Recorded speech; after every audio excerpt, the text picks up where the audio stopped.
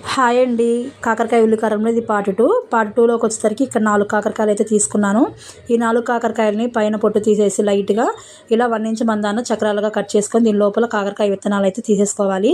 ఈ విత్తనాలు కూడా మనం కర్రీలో అయితే వాడుకుంటాం. ఈ గింజల్ని తర్వాత దీంట్లోకి కాకరకాయ ఉల్లికారంలోకి స్టవ్ వెలిగించుకొని ప్యాన్ పెట్టుకొని ఈ ప్యాన్లోకి మనం ముందుగా కట్ చేసుకున్న ఈ కాకరకాయ ముక్కలు అయితే వేసి ఇలాగ మనం వేయించుకోవాలి. లైట్గా నాలాగా మీరైతే మాడబెట్టగండి. ఇలా కాకరకాయ ముక్కల్ని ఇలా లైట్గా కొంచెం మగ్గితే సరిపోతుంది. ఇలా మగ్గిన తర్వాత వీటిని పక్కకు తీసేసుకోవాలి.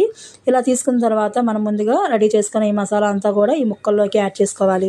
ఇదే మిగిలిన ఆయిల్లోకి ఇంకొంచెం ఆయిల్ యాడ్ చేసుకొని దీంట్లోకి మనం ముందుగా తీసి పెట్టుకున్న ఈ గింజల్ని కచ్చా పచ్చాగా మనం కట్ చేసుకొని వీటిలో యాడ్ చేసుకోవాలి. ఇలా గింజలు కూడా వేగిన తర్వాత కొద్దిగా కరివేపాకు అలాగే మనం స్టఫ్ చేసుకొని పెట్టుకున్న ఈ కాకరకాయ ముక్కలు కూడా వేసి బాగా మగ్గించుకోవాలి. ఇది మగ్గడానికి కొంచెం టైం ఎక్కువే పడుతుందండి. 10 to 15 minutes పైనే పడుతుంది. ఉల్లిపాయలను పచ్చివాసన పోయేంత వరకు మగ్గించుకుంటే కాకరకాయ ఉల్లికారం రెడీ.